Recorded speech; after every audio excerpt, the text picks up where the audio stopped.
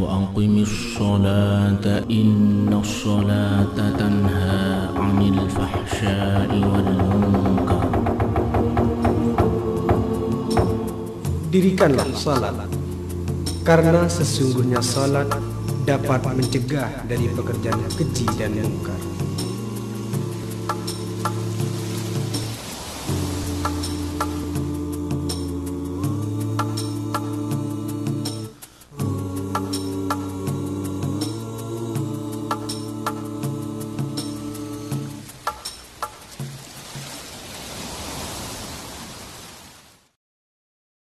Assalamualaikum warahmatullahi wabarakatuh. Kaum muslimin rahimakumullah. Salat merupakan salah satu bentuk ritual penghambaan diri kepada Zat yang Maha Kuasa. Sarana yang dapat menghubungkan antara hamba dengan Allah. Salat tidaklah sekedar memamerkan nilai ketakwaan kita kepadanya. Lebih dari itu, salat dapat membingkai vitalitas seorang hamba. Allah berfirman dalam Al-Quran yang berbunyi, wa aqimis salata innas salata tanha 'anil fahsya'i wal munkar. Dirikanlah salat, karena sesungguhnya salat dapat mencegah dari pekerjaan keji dan mungkar. Di samping itu, salat merupakan barometer ibadah lainnya, tolak ukur baik dan tidaknya segala amal kebajikan yang ditetapkan olehnya. Dalam sebuah hadisnya Rasulullah bersabda, awwalu ma yuhasabu bihil 'abdu yaumal qiyamati as-salatu fa in saluhat saluha lahu sa'iru amalihi wa in fasadat fasada sa'iru amalihi. Amal pertama kali yang diperhitungkan kelak di hari kiamat adalah salat. Apabila salatnya baik, maka baik pula lah seluruh amalnya. Dan apabila salatnya buruk, maka buruk pula lah seluruh amalnya. Berikut akan kami tayangkan bagaimana salat yang baik dan benar menurut mazhab Syafi'i. Dalam hal ini, kami tidak menafikan perbedaan ulama tentang bagaimana salat yang baik dan benar. Akan tetapi, perbedaan itu kami jadikan sebagai rahmat untuk kita semua. Pemirsa yang budiman, melakukan salat berarti kita berada di hadapan Zat yang Maha Suci. Untuk bersimpuh di hadapan Zat yang Maha Suci, maka sebelum kita salat, kita dianjurkan mensucikan diri dari segala bentuk kotoran yang melekat dengan kita. Oleh karena itu, kiranya sangat penting untuk kami ketengahkan di sini bagaimana cara bersuci yang tepat dan benar, baik bersuci dari najis atau hadas. Selamat menyaksikan. Di antara syarat sahnya sholat adalah harus suci dari najis yang meliputi badan, baju, dan tempat sholat. Untuk itu, kami urai terlebih dahulu tentang najis dan cara menyucikannya. Berikut ini macam-macam benda najis. Ya Rabbi salli ala Muhammad, Ya Rabbi salli alaihi wasallam. Anjing dan babi tergolong najis berat atau disebut najis mughalladhah. Seumpama ada kotoran anjing di lantai, maka cara menyucikannya harus dicuci sebanyak 7 kali, yang salah satunya dicampur dengan debu.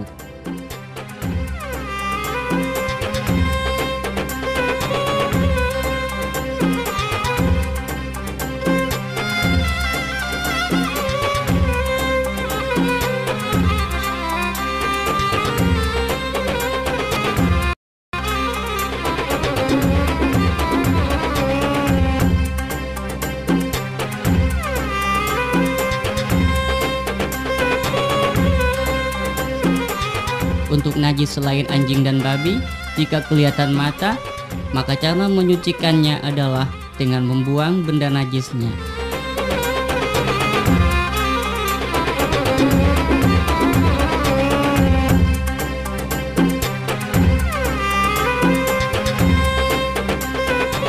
Kemudian menghilangkan bau, rasa, dan warnanya. Bisa dengan menggunakan tisu, kain, atau serabut kelapa. Setelah warna, rasa, dan baunya hilang, kini tinggal mengalirkan air suci secukupnya. Berikut cara membersihkan najis kencing yang ada di lantai.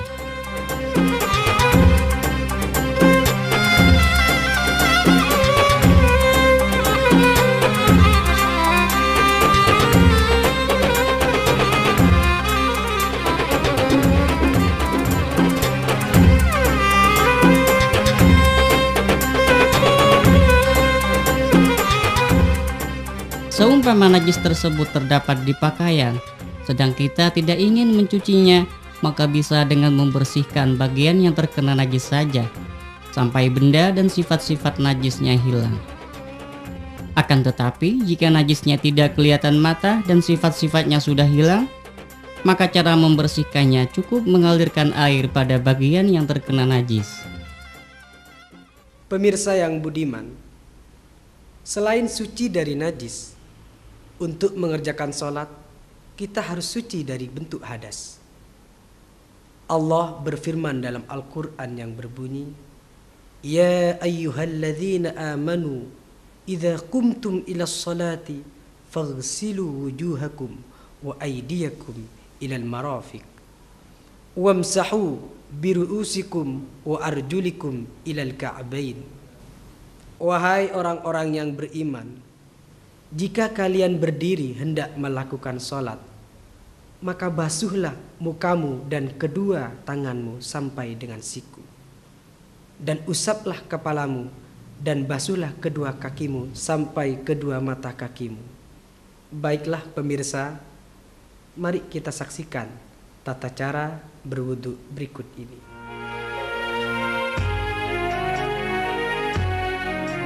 Ada dua kategori hadas, yaitu hadas kecil dan hadas besar. Hadas kecil ini bisa dihilangkan dengan cara berwudu. Untuk tata cara wudu yang baik, berikut kami tampilkan 3 macam wudu yang lazim dilakukan oleh khalayak umum. Pertama, praktek wudu di air pet. Kedua, praktek wudu di sungai. Dan yang ketiga adalah praktek wudu menggunakan air yang kurang dari 2 kula atau kurang dari 174,580 liter, seperti air 1 timba atau air yang tersedia di jeding-jeding terminal yang ukuran bak airnya terlalu kecil. Pertama-tama adalah siwak atau gosok gigi. Kedua, membasuh kedua telapak tangan disertai membaca ta'awud dan basmalah dengan niat melakukan sunat wudhu dalam hati. Bismillahirrahmanirrahim. Ketiga, berkumur dan menghirup air ke dalam hidung lalu menyemprotkannya. Ini dilakukan sebanyak 3 kali. Keempat, membasuh wajah sampai rata, dimulai dari bagian atas. Pada saat itu pula lakukan niat wudhu dalam hati. Sebelumnya disunatkan mengucapkan niat wudhu dengan lisan. Nawaitul wudu'a li raf'il hadasil asghari fardun lillahi ta'ala. Setelah basuhan merata, ulangi basuhan 2 kali lagi. Yang kelima, membasuh kedua tangan, dimulai dari ujung jari-jari sampai siku, dengan mendahulukan tangan kanan, masing-masing diulangi 3 kali.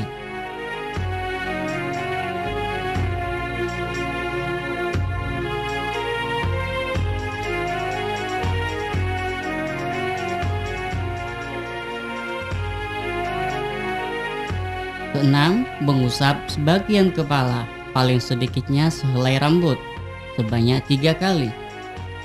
Namun yang baik dengan cara mempertemukan jari telunjuk dan ibu jari berada pada pelipis, lalu mengusapkan jari-jari tangan dari bagian depan sampai belakang kepala dan dikembalikan lagi ke depan. Ketujuh, mengusap kedua telinga sebanyak 3 kali, yaitu dengan memutarkan ujung jari telunjuk pada lipatan telinga bagian dalam hingga lubang telinga, lalu memutar ibu jari pada luar daun telinga. Boleh kedua telinga diusap secara bersamaan, Ulangi sebanyak 3 kali. Kemudian lakukan istidhar dengan cara menempelkan telapak tangan ke telinga. Kedelapan, membasuh kedua telapak kaki sampai bagian atas mata kaki. Dimulai dari ujung jari-jari kaki kanan sebanyak 3 kali. Setelah membasuh, disunatkan menyelat-nyelati jari-jari kaki dengan jari kelingking tangan kiri, dimulai dari jari kelingking kaki kanan dan diakhiri kelingking kaki kiri.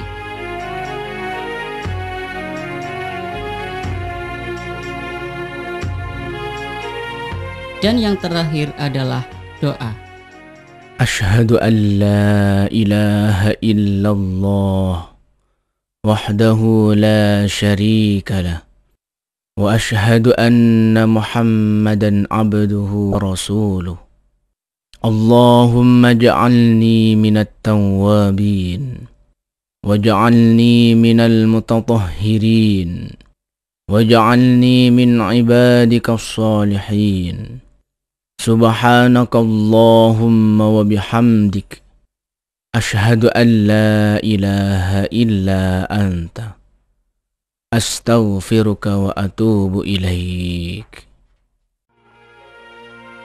Dalam praktek yang ketiga ini perlu diperhatikan, mengambil air tidak boleh langsung menggunakan kedua tangan. Cara yang terbaik adalah dengan menggunakan gayung. Hal itu untuk menjaga kemurnian sisa air sehingga tidak menjadi mustakmal disebabkan bercampur dengan air yang sudah digunakan membasuh anggota wudhu. Kategori yang kedua adalah hadas besar. Hadas besar bisa dihilangkan dengan cara mandi seluruh badan.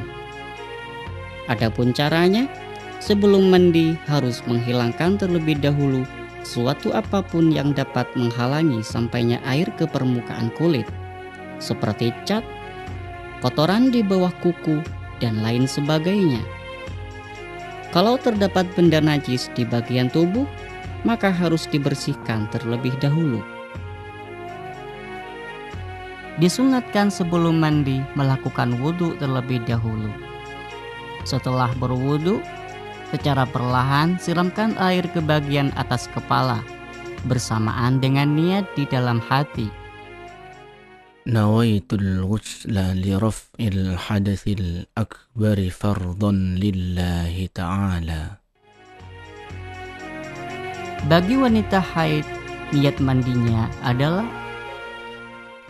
Nawaitul ghusla li raf'il hadatsil haidhi fardhan lillahi ta'ala. Dan bagi wanita nifas, niat mandinya adalah sebagai berikut. Nawaitul ghusla li raf'i hadatsin nifasi fardhan lillahi ta'ala. Lalu menyiramkan air ke tubuh bagian kanan, kemudian yang kiri. Setelah itu meratakan air ke seluruh tubuh seperti rambut, pusar, dan sela-sela lepatan anus.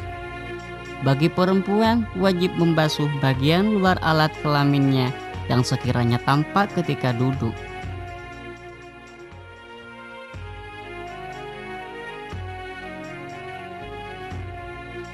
Setelah basuhan merata, ulangi basuhan 2 kali lagi.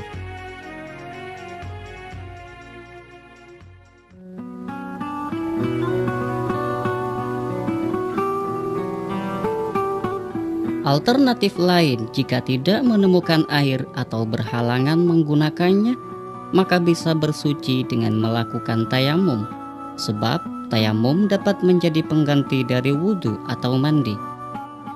Adapun praktiknya, disunatkan mengucapkan niat dengan lisan.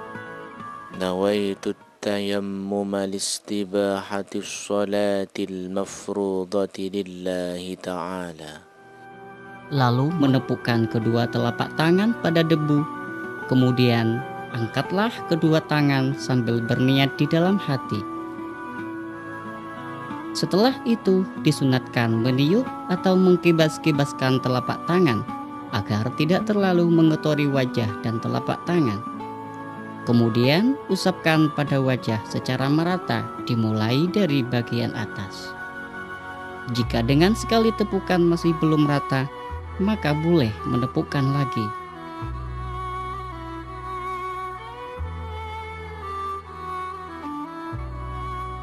Setelah mengusap wajah, kibaskan terlebih dahulu kedua telapak tangan agar bersih dari sisa-sisa debu yang telah digunakan mengusap wajah. Kemudian lakukan tepukan untuk kedua kalinya pada selain debu tepukan pertama. Usaplah tangan kanan dari ujung jari-jari sampai siku dengan menggunakan tangan kiri.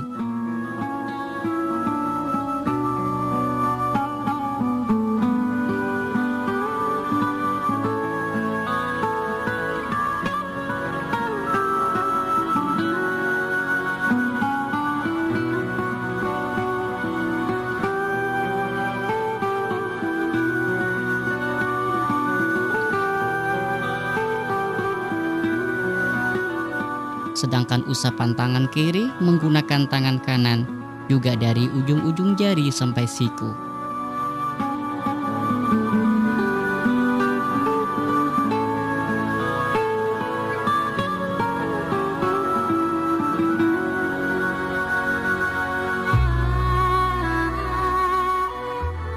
Setelah selesai, bacalah doa sebagaimana berwudu.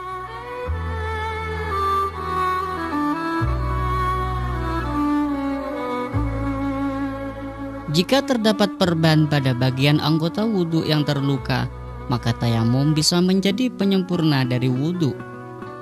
Jika perban terdapat di tangan misalnya, maka lakukan wudhu terlebih dahulu.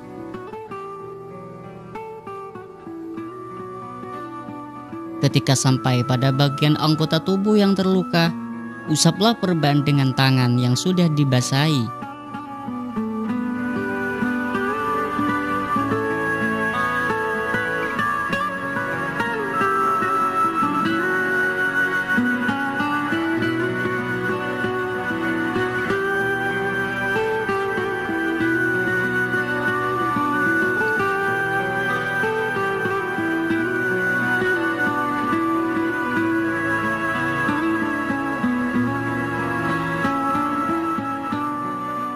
Lalu keringkan wajah dan kedua tangan dengan handuk.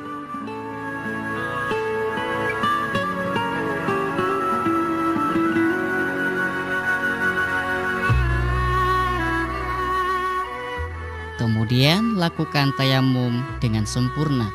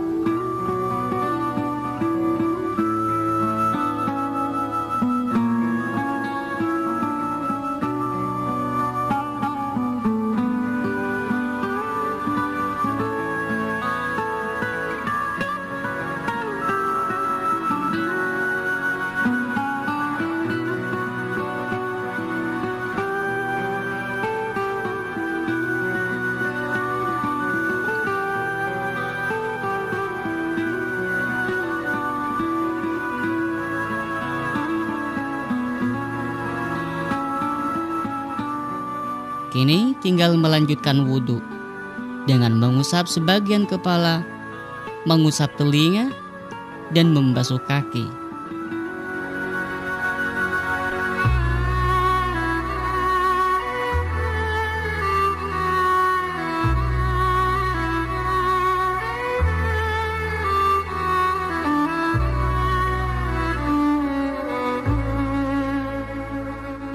Jika yang diperban pada bagian kaki, setelah tiba waktu membasuh kaki atau setelah mengusap kedua telinga, lakukanlah tayamum.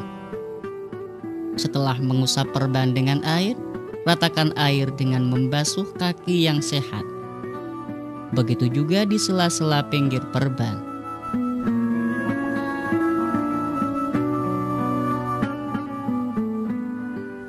Ya, itulah beberapa tahapan penting yang harus kita lakukan terlebih dahulu ketika kita menuju sholat.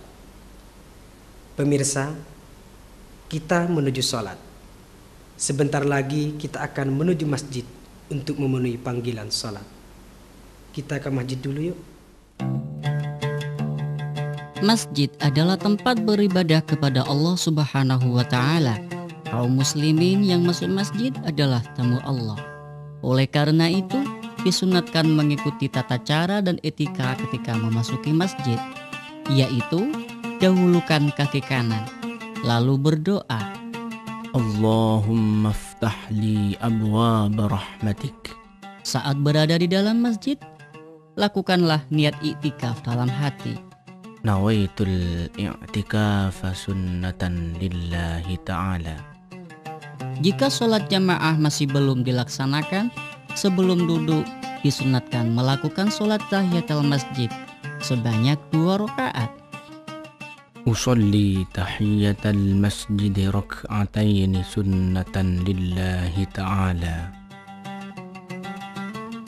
Jika lupa dan terlanjur duduk, maka bacalah tasbih sebanyak 4 kali. Subhanallah walhamdulillahi wa la ilaha illallah wallahu akbar. Beda halnya jika sholat jamaah sedang dilaksanakan, maka langsung sholat berjamaah dengan disertai niat melakukan sholat tahiyatul masjid. Ketika akan keluar dari masjid, bacalah doa, Allahumma inni as'aluka min fadlik. Kemudian keluar dari masjid dengan mendahulukan kaki kiri.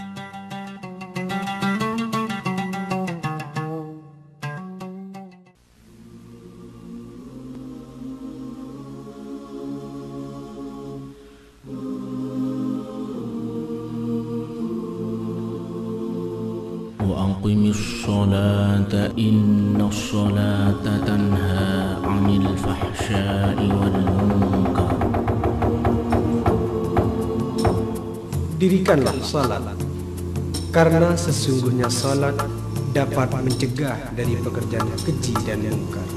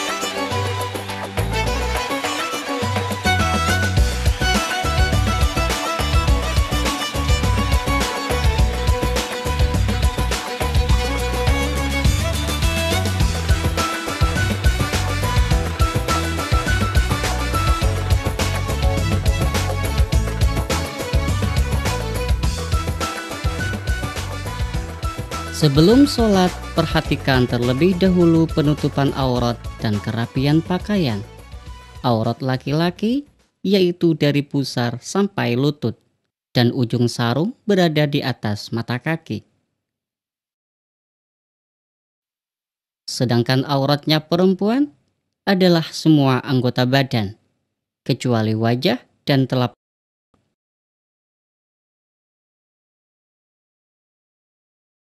Perhatikan contoh pemakaian mukena pada wajah dan telapak tangan. Lebih baik menggunakan rukuh dengan model tidak terpotong. Hal itu untuk menghindari terbukanya aurat ketika sholat, saat takbir misalnya, atau pada saat melakukan ruku.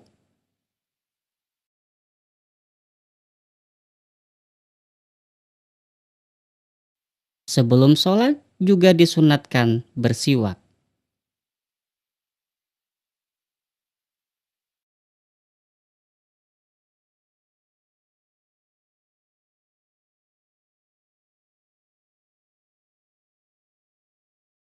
Setelah itu, berdirilah menghadap kiblat. Posisi kedua kaki merenggang kira-kira sejengkal, dengan menghadapkan seluruh jari-jarinya ke arah kiblat. Kedua tangan dalam keadaan lurus tegak persis di pinggir paha dan pandangan diarahkan ke tempat sujud. Pastikan bahwa tubuh benar-benar dalam kondisi tenang dan khidmat. Sebelum mengangkat tangan disunatkan mengucapkan niat. Usalli fardhu zuhri arba'a raka'atin mustaqbilal qiblati adaan lillahi ta'ala. Kemudian angkatlah kedua tangan bersamaan dengan hamzahnya kalimat Allahu Akbar, disertai niat melakukan sholat dalam hati. Allahu Akbar. Posisi tangan berada di atas pundak. Ibu jari menyentuh daun telinga bagian bawah. Jari-jari sedikit direnggangkan dan ujung jari-jari diluruskan pada daun telinga bagian atas, condong ke arah kiblat. Untuk orang perempuan, tangan terangkat tidak terlalu tinggi, kira-kira lurus dengan bahu, dan kedua sikunya agak dirapatkan. Perhatikan dalam gambar.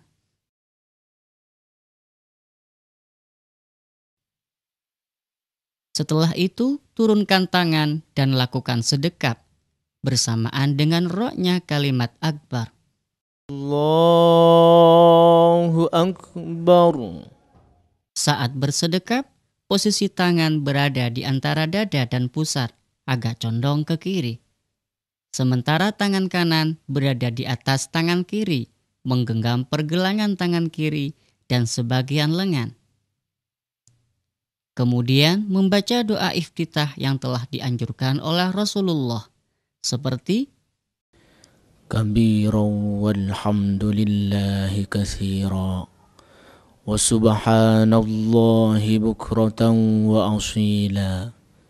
Inni wajjahtu wajhiya lilladzi fataras samawati wal arda hanifan muslima wa ma ana minal musyrikin. Inna salati wa nusuki wa mahyaya wa mamati lillahi rabbil alamin. La syarika lahu wa bidzalika umirtu wa ana minal muslimin. lalu membaca surat Al-Fatihah. A'udzu billahi minasy syaithanir rajim.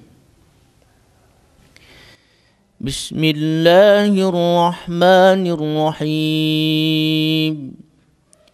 Alhamdulillahi rabbil alamin. Ar-Rahmanir Rahim. مالك يوم الدين إياك نعبد وإياك نستعين اهدنا الصراط المستقيم صراط الذين أنعمت عليهم غير المغضوب عليهم ولا الضالين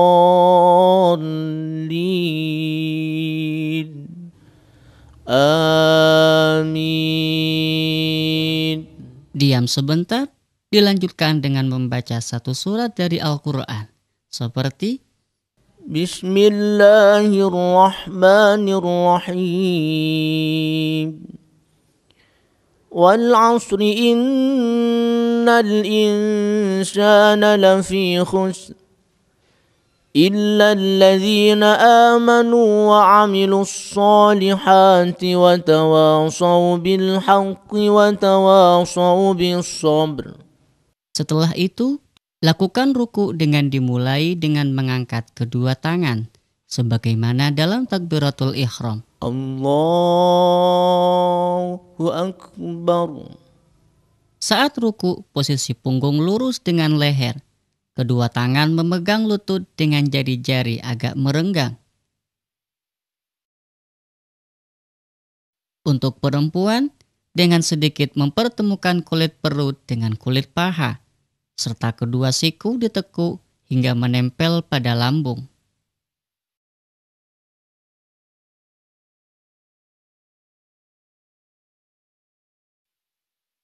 Setelah sempurna rukunya, bacalah tasbih sebanyak 3 kali. سبحان ربي العظيم وبحمده سبحان ربي العظيم وبحمده سبحان ربي العظيم وبحمده. Kemudian bangun dari ruku sambil mengangkat tangan dan membaca سمع الله لمن حمده.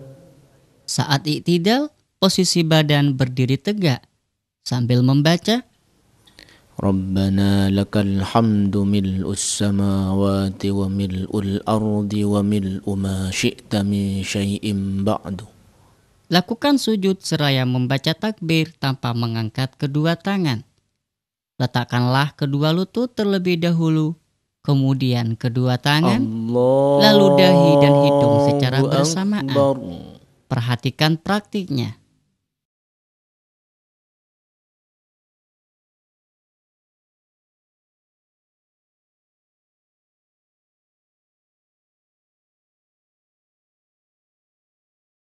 Ketika sujud, dahi harus dalam keadaan terbuka tanpa ada penghalang. Posisi tubuh menungging, kedua pundak lurus dengan telapak tangan, dan jari-jari merapat menghadap kiblat.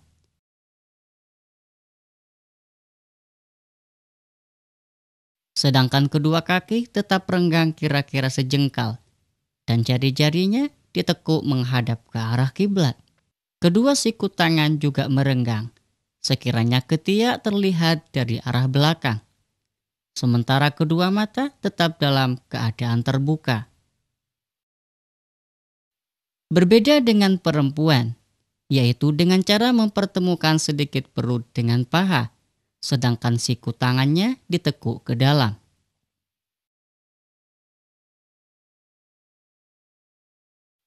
Pada saat sujud, bacalah tasbih 3 kali. سبحان ربي الأعلى وبحمده سبحان ربي الأعلى وبحمده سبحان ربي الأعلى وبحمده. Lalu bangun dari sujud seraya membaca takbir.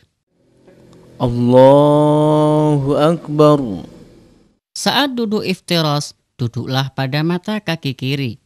Telapak kaki kanan dalam posisi tegak dan jari-jarinya ditekuk menghadap kiblat.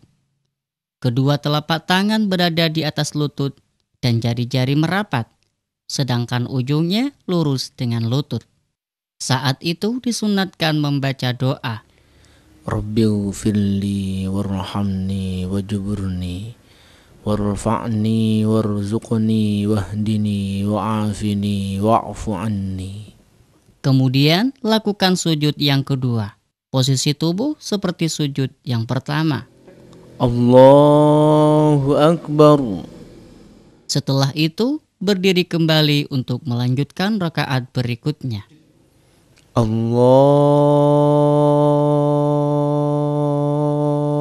Akbar. Ketika bangun dari rakaat pertama dan ketiga dan akan melanjutkan ke rakaat kedua dan keempat, sunat melakukan duduk istirahat sebentar, yaitu dengan duduk iftiras.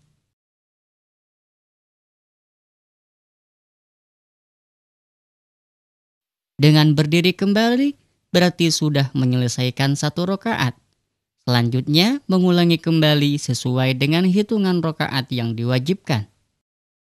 Jika sholatnya lebih dari 2 rakaat, pada rakaat yang kedua disunatkan melakukan tahiyat awal, seusai sujud yang kedua.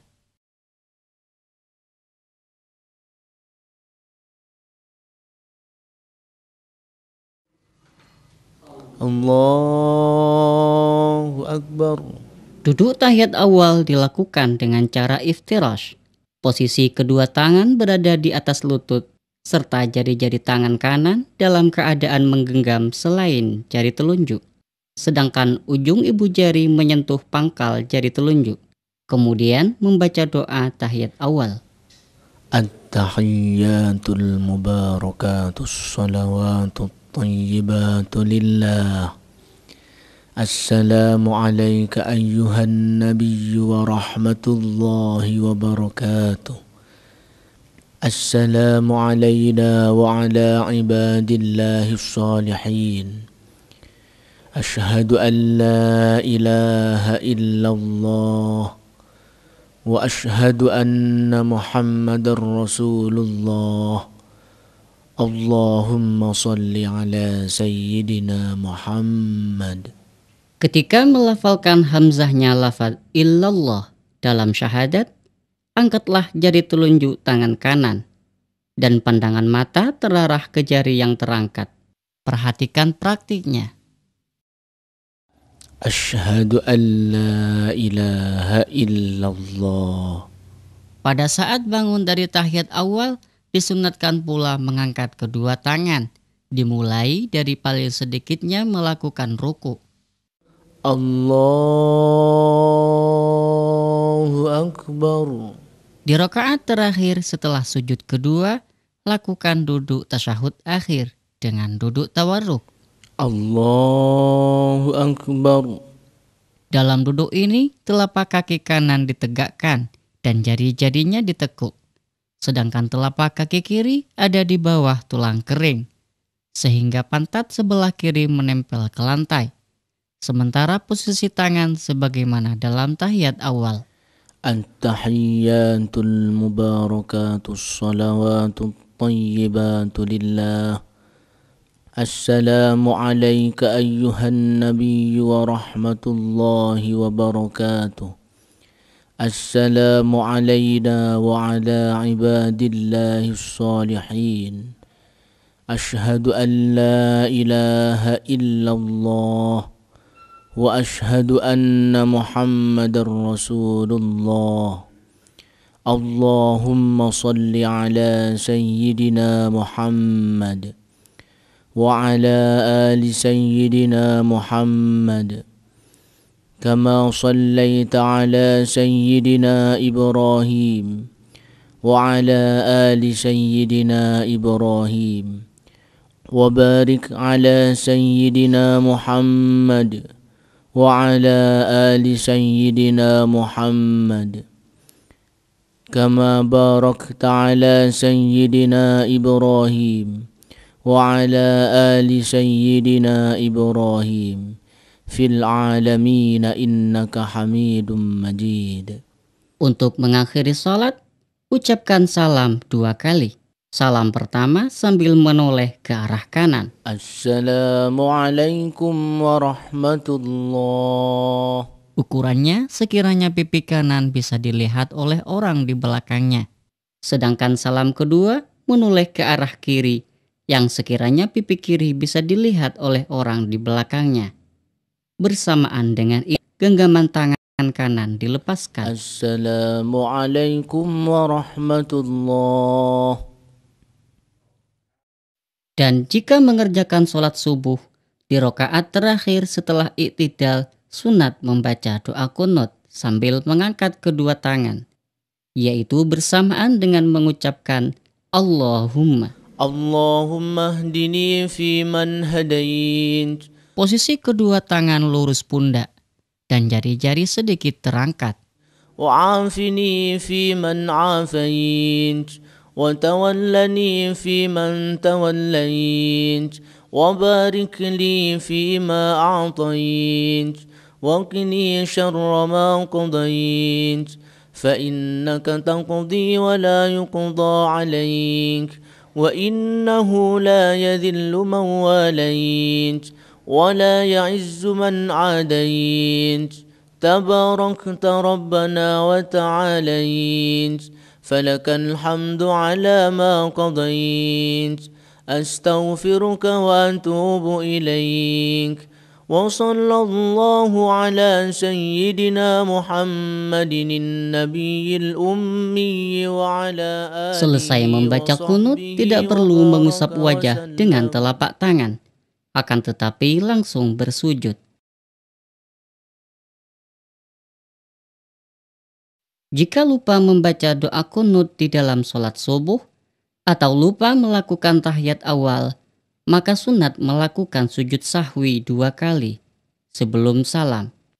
Sedangkan posisi duduk tahiyatnya tidak dengan tawarruk, akan tetapi dengan duduk iftirash seperti yang ada di tahiyat awal. Dan doa yang dibaca ketika sujud, Subhana man la yanamu wa la yashu سبحان من لا ينام ولا يسهو سبحان من لا ينام ولا يسهو الله أكبر. السلام عليكم ورحمة الله. السلام عليكم ورحمة الله. Pemirsa kaum muslimin rahimakumullah. Kalau Anda ingin mendapatkan pahala ganda pada salat Anda, maka lakukanlah salat dengan berjemaah. Subhanallah, ternyata salat berjemaah jauh lebih baik dibandingkan salat sendirian. Rasulullah menyinggung hal ini dalam hadisnya. Salatul jama'ati afdalu min salatil faddi bisab'in wa ishrina darajah. Salat dengan cara berjemaah itu lebih utama dibandingkan salat sendirian dengan selisih 27 derajat. Pemirsa, untuk praktek lengkapnya, simaklah tayangan berikut ini. Sebelum memulai sholat berjamaah, imam hendaknya menganjurkan makmum agar merapatkan barisannya. Jangan sampai ada celah di antara makmum. Barisan terbilang rapat jika lengan makmum saling dempet satu sama lain. Dalam bacaan sholat seperti takbir dan lain sebagainya, makmum memelankan suaranya, sekiranya didengar oleh dirinya sendiri. Berikut juga dalam melakukan gerakan sholat, makmum tidak boleh bersamaan, mendahului, atau terlambat satu rukun dari gerakan imam. Yang baik di setiap gerakan seperti takbir, ruku, i'tidal, sujud, dan duduk, makmum menunggu sampai imam sempurna melakukan gerakannya. Setelah takbir, imam dan makmum sama-sama membaca doa iftitah. Di saat imam membaca surat Al-Fatihah, makmum khidmat mendengarkan bacaan imam. Ketika imam selesai membaca surat Al-Fatihah, makmum serentak membaca amin. Bacaan amin makmum dianjurkan bersamaan dengan aminnya imam. Untuk itu, imam disunatkan berhenti sejenak setelah membaca waladdallin.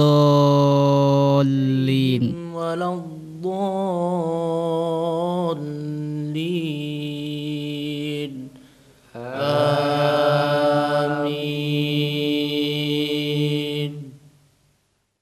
Seusai membaca amin, imam diam agak lama, yang tujuannya memberi kesempatan pada makmum untuk membaca surat Al-Fatihah.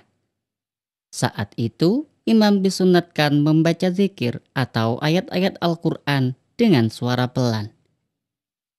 Setelah memperkirakan makmum selesai membaca Fatihah, imam membaca satu surat Al-Quran.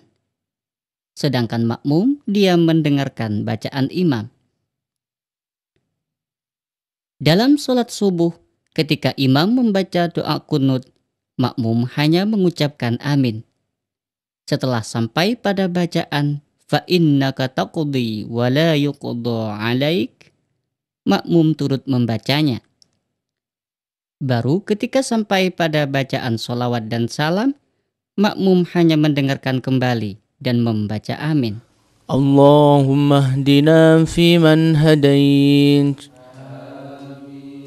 وعافنا فيمن عافيت وتولنا فيمن توليت وبارك لنا فيما أعطيت وقنا شر ما قضيت فإنك تقضي ولا يقضى عليك وإنه لا يذل من واليت ولا يعز من عاديت تباركت ربنا وتعاليت فلك الحمد على ما قضيت أستغفرك وأتوب إليك وصلى الله على سيدنا محمد النبي الأمي وعلى آله وصحبه وبارك وسلم. الله أكبر.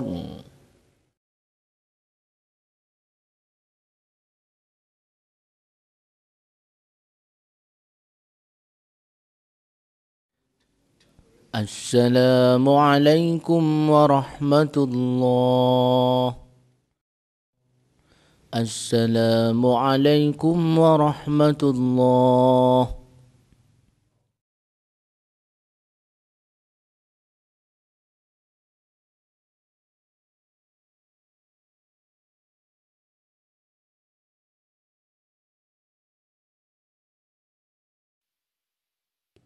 Makmum yang baru datang dan tidak ada waktu yang cukup untuk membaca Fatihah, maka ia langsung bertakbir dan membaca Fatihah sedapatnya.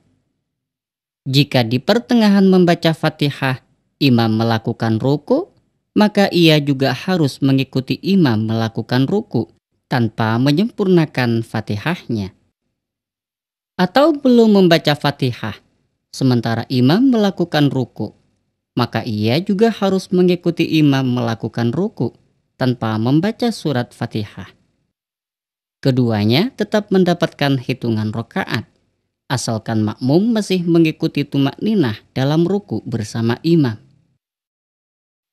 Beda halnya jika tidak mengikuti tumakninah dalam ruku bersama imam, maka makmum tidak mendapatkan hitungan rakaat dan harus menambah rakaat setelah salam imam.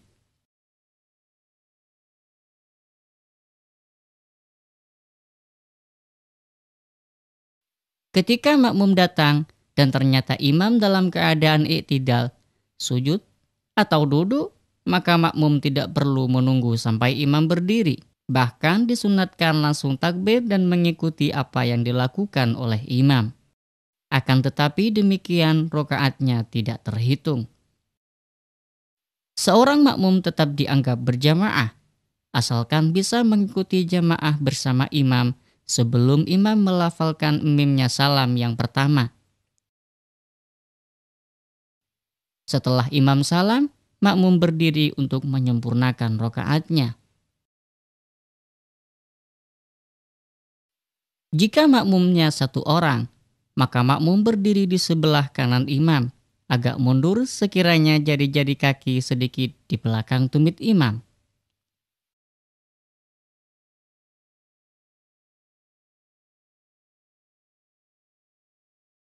Jika ada makmum lain yang baru datang, maka ia berdiri di sebelah kiri imam, lurus dengan makmum yang ada.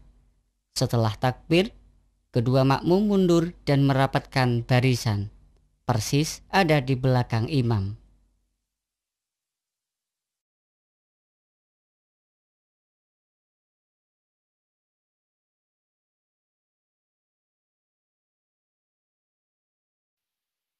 Beda halnya kalau makmumnya dua orang, maka langsung merapatkan barisan di belakang imam. Seumpama shaf pertama sudah sempurna, maka berdiri di shaf kedua. Jika sendirian, agar mendapatkan fadilah berjamaah, maka hendaknya mencari teman dalam shaf. Bisa jadi dengan cara menarik seorang makmum di depannya setelah melakukan takbir.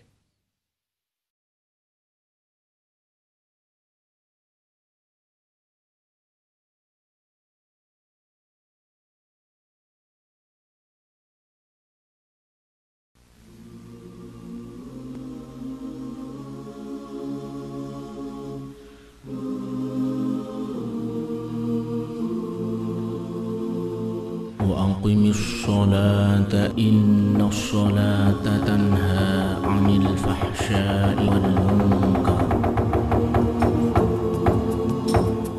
Dirikanlah salat, karena sesungguhnya salat dapat mencegah dari pekerjaan keji dan mungkar.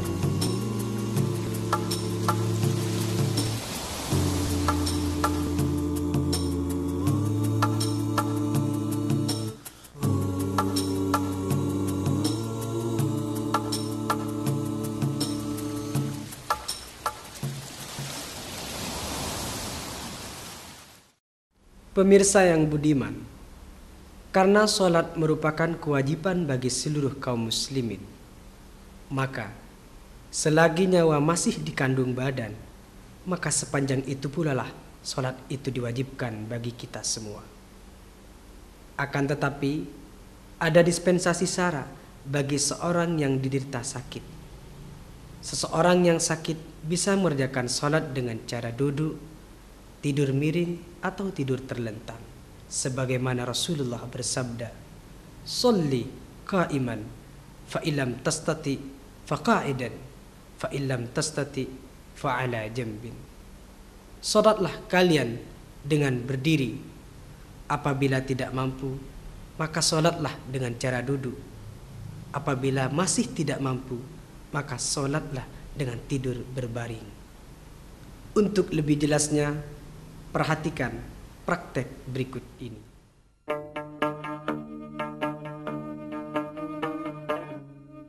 Ketika menderita sakit parah dan tidak memungkinkan untuk sholat dengan berdiri, maka diperbolehkan untuk sholat dengan cara duduk.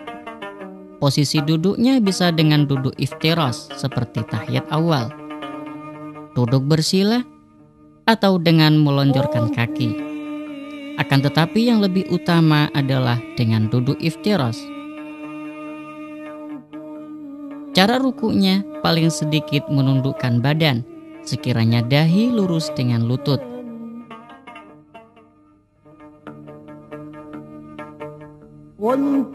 Adapun yang sempurna, yaitu dengan meluruskan dahi dengan tempat sujud.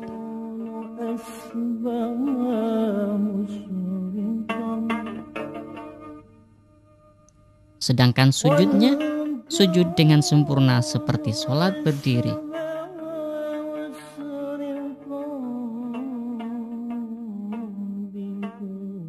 Jika tidak mampu menyempurnakan sujud, maka dengan menundukkan badan sekiranya lebih rendah dari rukuk.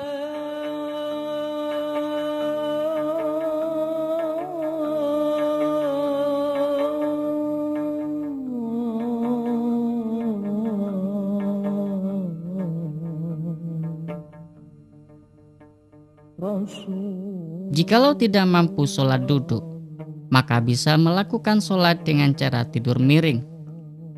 Sebaiknya posisi kepala berada di sebelah utara, sedangkan tubuh bagian depan harus menghadap kiblat. Adapun ruku dan sujudnya, ketika tidak mampu melaksanakan secara sempurna, maka dengan menggunakan isyarat kepala, dan sujudnya harus lebih rendah daripada rukunya.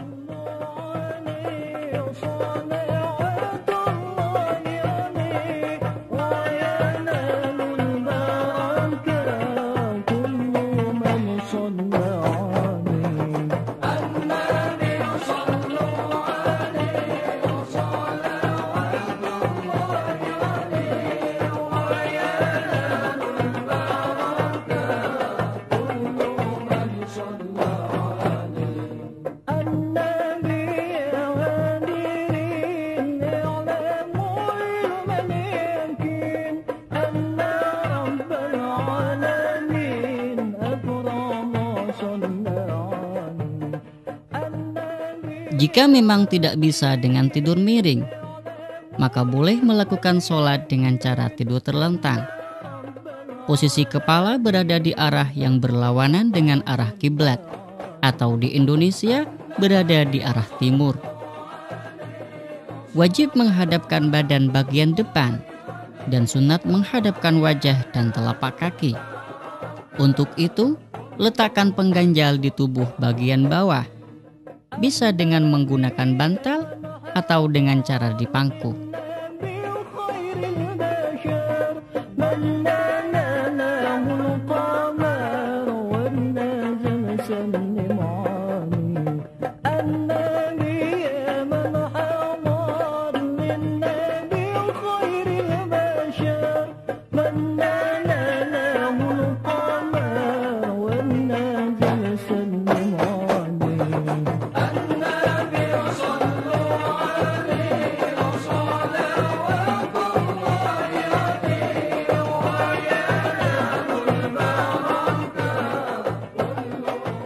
Jika tidak mampu dengan posisi ini, maka wajib menghadapkan wajah.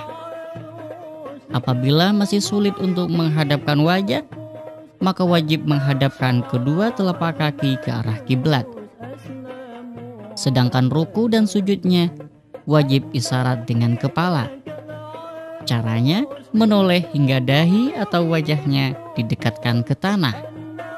Gerakan sujudnya lebih rendah dibanding rukunya.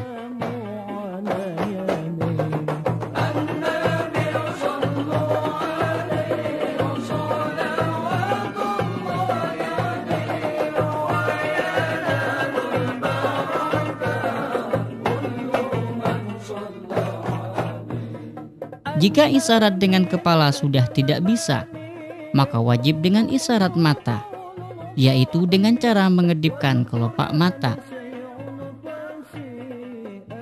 Begitu juga jika masih tidak bisa, maka cukup melakukan isyarat dalam hati dan pikiran, baik untuk gerakan wajib ataupun gerakan sunat.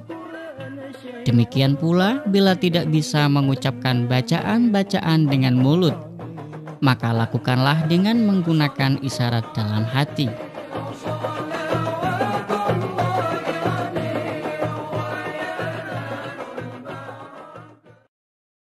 Kaum muslimin rahimakumullah.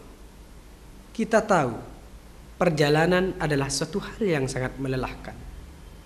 Namun demikian, kita tidak boleh meninggalkan salat. Islam dengan ajaran yang paripurna telah memberikan cara tersendiri bagi orang yang dalam perjalanan. Dalam ajaran Islam ada jama', ada qasar. Untuk lebih lengkapnya, simaklah tampilan berikut ini.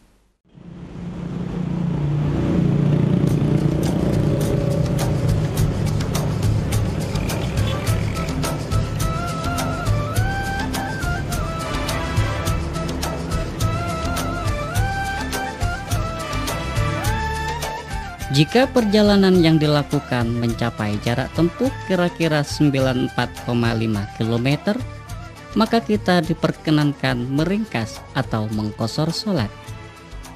Sholat yang pada awalnya 4 rakaat bisa dikerjakan dengan 2 rakaat.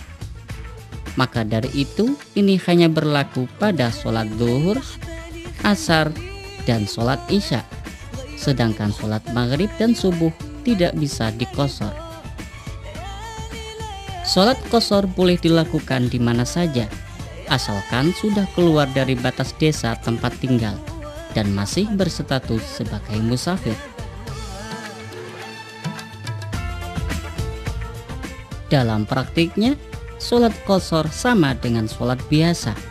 Yang berbeda hanyalah hitungan rakaat, yang awalnya 4 rakaat menjadi 2 rakaat, dan menambah niat melakukan qashar. Adapun lafadz niatnya sebagai berikut: Usolli fardhu zuhri rak'ataini qasran lillahi ta'ala. Allahu Akbar.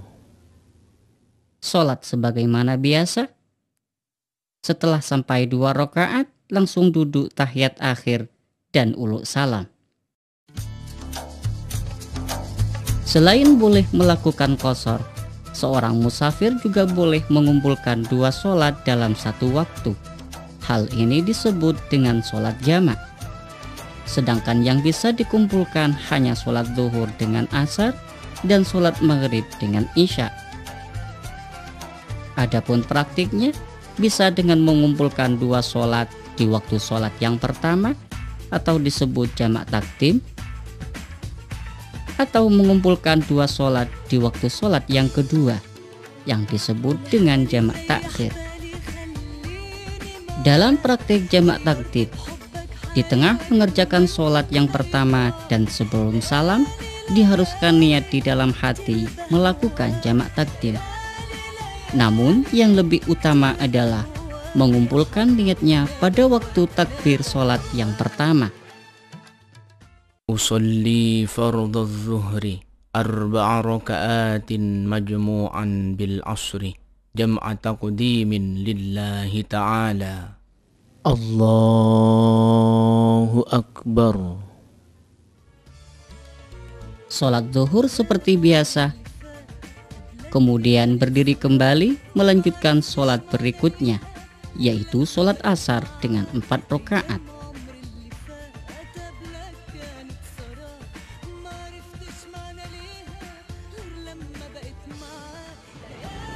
Jika ingin melakukan jamak takhir, maka niat jamak harus dilakukan ketika sudah masuk waktu sholat pertama.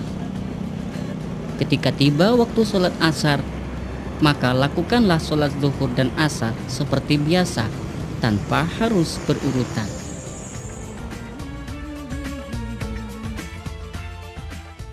Usalli fardhu zuhri 4 raka'atin majmu'an bil asri jam'a ta'khirin lillahi ta'ala.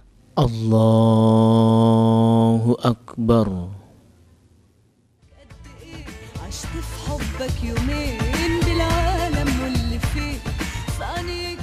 Setelah itu berdiri kembali untuk melakukan sholat asar.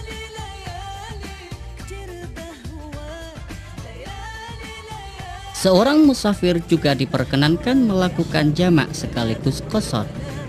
Hal ini disebut jamak qashar, yaitu meringkas sholat yang semula 4 rakaat menjadi 2 rakaat dan mengumpulkan 2 sholat dalam satu waktu. Usalli fardhu zuhri raka'ataini majmu'an bil asri jam'a ta'khirin qasran lillahi ta'ala. Allahu Akbar. Setelah dapat 2 rakaat, langsung tahiyat akhir dan salam. Kemudian berdiri kembali melanjutkan sholat yang berikutnya sebanyak 2 rakaat pula.